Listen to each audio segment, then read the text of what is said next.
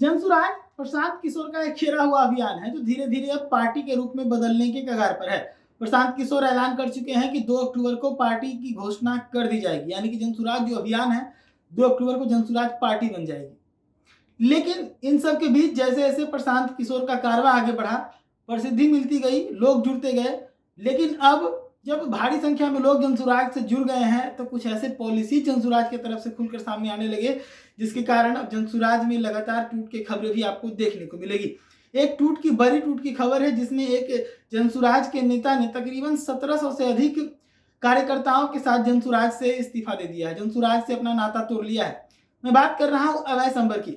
अभय संबर जहानाबाद से चुनाव लड़ना चाहते थे, लेकिन अंदर खाने क्या बातचीत हुई ये 25 तारीख को इस चीज की जानकारी अवैध अंबर देंगे। लेकिन अब अवैध अंबर जनसुराज के सदस्य नहीं है, उनके साथ साथ तकरीबन 1700 सदस्य जनसुराज में जुड़े थे, वो भी अब जनसुराज के सदस्य नहीं है। अब इसके पीछे का कारण अगर समझे वर्तमान परिस्थितियों में कि कौन सा ऐसा कारण हो सकता है जिसके कारण लोग अब जनसुराज से अलग होने लगे हैं, तो इस चीज को समझिए। देखिए, आमतौर पर क्या होता है कि पार्टियों में टूट का सबसे बड़ा कारण टिकट बंटवारा होता है। जब चुनाव का समय आता है तो जो कर्मठ कार्यकर्ता होते हैं, जो मेहनत कर रहे कार्यकर्ता होते हैं, वो कार्यकर्ता लगातार अपने पार्टी के नेताओं से संपर्क साधते हैं कि टिकट उन्हें मिले। लेकिन ऐसी परिस्थिति में जब ऐसा लगने लगता है कि टिकट उन्हें नहीं मिलेगा या फिर ऐलान कर दिया जाता है किसी और को टिकट दिए जाने की, तो उस परिस्थिति में वो नेता पार्टी को छोड़कर दूसरी पार्टी में चला जाता है।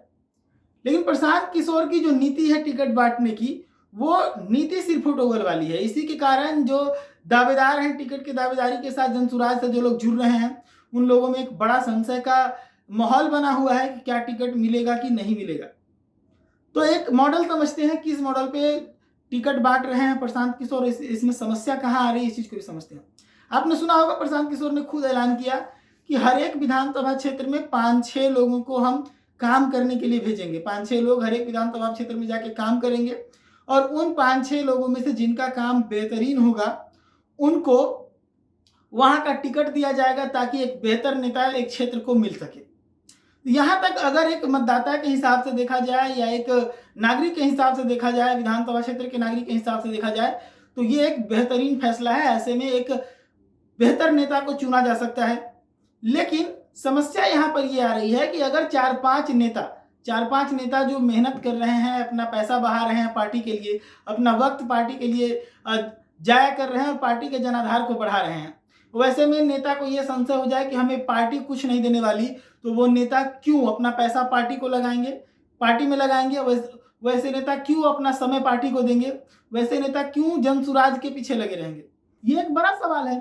तो वैसे में अब यही संशय बनने लगा है कि जिन 4-5 लोगों को प्रशांत किशोर काम करने के लिए क्षेत्र में भेज रहे हैं, उन लोगों में यह संशय बन जा रहा है कि हम काम करें और टिकट दूसरे को ना मिल जाए, दूसरा काम करे तो टिकट तीसरे को ना मिल जाए। तो इस संशय में अब एक बिखराव की परिस्थिति तैयार होने लगी है। इस तरीके से एक बेहतर नेता को जरूर चुना जा सकता है, लेकिन एक पार्टी किसी एक बेहतर इंसान को टिकट दे तो ऐसे में 4-5 लोगों में से कोई एक को टिकट मिले और 4 बलिदान करे। राजनीति में आमतौर पर ऐसा नहीं देखने को मिला है, क्योंकि राजनीति का मतलब ही होता है एन केन प्रकरण सत्ता को प्राप्त करना, और जब आपके पास सत्ता के लिए रास्ता ही नहीं दिखता तो आप फिर राजनीति में रहते नहीं। तो शायद यही वजह रही जिसके कारण अब प्रशांत किशोर के जनसुराज से अभय संबर ने नाता तोड़ लिया है।